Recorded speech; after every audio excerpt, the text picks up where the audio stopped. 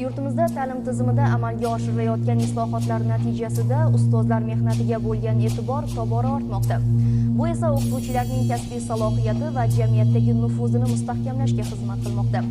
Nuroniy jamg'armasi hamda ta'lim muassasalari hamkorligida tashkil etilayotgan davra suhbatlari esa tajriba almashish, yosh kadrlarni qo'llab-quvvatlash va ilg'or ish uslublarini ommalashtirishda muhim ahamiyat kasb etmoqda.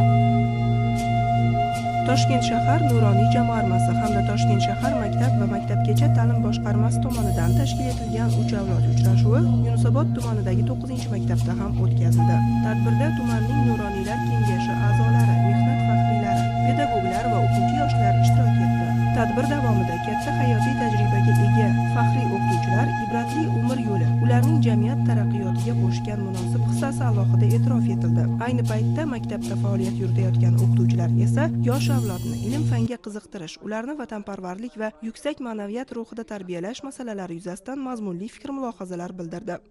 Ish faoliyatimga 15 yildan oshdi. Shu ish faoliyatim davomida oliy toifaga erishdim. O'zbek tili va adabiyoti fanidan 50% ustaman bor. Yaqinda prezidentimiz tashabbuslari bilan ustozlarga 70% ustama ham e'lon qilindi va birinchilar qatoridan bo'lib, bu 90 ball bilan men 70% ustamaga ham ega bo'ldim.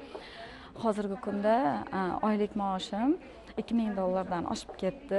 Bu bizga berilayotgan faqat moddiy rag'bat emas, bu ma'naviy rag'bat ham deymiz. Biz to'xtab qolmaymiz. Eng asosiysi, chunki biz kelajakni tarbiyalovchi insonlarmiz. Ular bilan hamnafas ravishda fikrlamasak, biz ularga nimadir o'rgatishdan to'xtagan bo'lamiz. Shuning uchun men har kuni ertalab kelayotganda albatta nimalarni o'rgatish kerak, ulardan bir qadam oldinda yurish uchun nimalar qilishim kerak deb savol beraman. Va kechga uyga qaytayotganda bugun men nimani uddaladim va ertangi kungi rejalarimni har kuni sarhisobini qilib boraman. Men 2024-yil Termiz davlat universiteti o'zbek filologiyasi fakultetini tamomladim va ish faoliyatimni mana Toshkent shahar Yunusobod tumani 9-maktabda boshladim.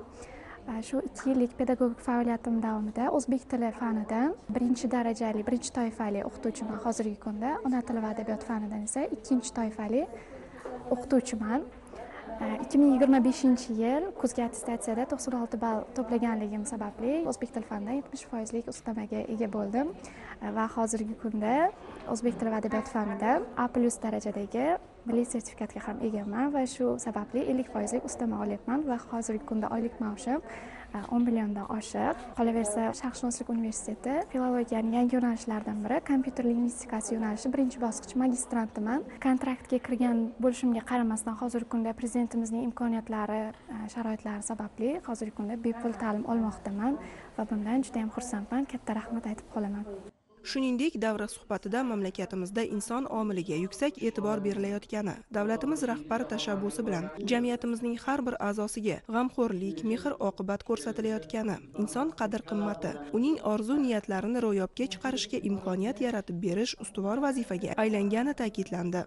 27 million, 32 million va undan-da yuqori oylik oladigan, maosh oladigan o'qituvchilarning tajribasi bilan yoshlar o'rtasida, yosh ustozlar o'rtasida suhbat bo'ldi. Bu suhbat jarayonida ular o'zlarining tajribalari, qanaqa qilib bunaqa yuqori darajaga erishib, juda katta oylikka erishganligi haqida, oila byudjetida katta bir daromadga ega bo'lganligi haqida o'zligini fikrligini aytishdi. Bunday uch avlod uchrashuvlar va ustozlarga berilgan imkoniyatdan foydalanib muvaffaqiyatga erishayotgan o'qituvchilarning bu imkoniyatlari hammaga bir namuna bo'ladi.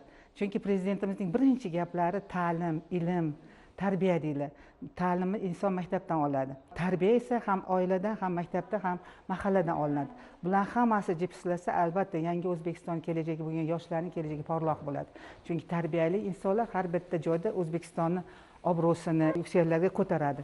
Ilmli inson hech qachon bir jihatda xor bo'lmaydi. Ilmi bilan o'zini muvaffaqiyatga, o'zini o'rniga, o'zini hurmatiga ega bo'ladi.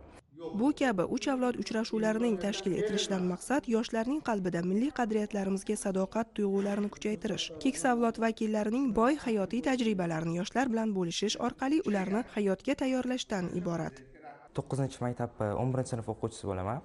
va bitiruvchi sinf bo'lganim uchun hozirda universitetlarga tayyorlanmoqman. Matematika, fizika va ingliz tilidan tayyorlanmoqman. Ingliz tilidan IELTS sertifikatiga egaman va matematikadan milliy sertifikat topshirdim. IELTSim 7. Kelajakda muhandislik, ya'ni qurilish muhandisligi kasbini egallashni niyat qilganman. Shu bilan birga hozir fizika fanidan milliy sertifikatga tayyorlanmoqman. Hozirgi yaratilib berayotgan imkoniyatlar, ya'ni sertifikatlar bu bizga juda ham katta yordam bo'ldi. Tadbir o'quvchilarda o'qituvchilik kasbiga mehr uyg'otishda ham muhim ahamiyatga ega bo'ldi. Mahfuza Muxtorova, Umid Turg'unov, Poytaxt.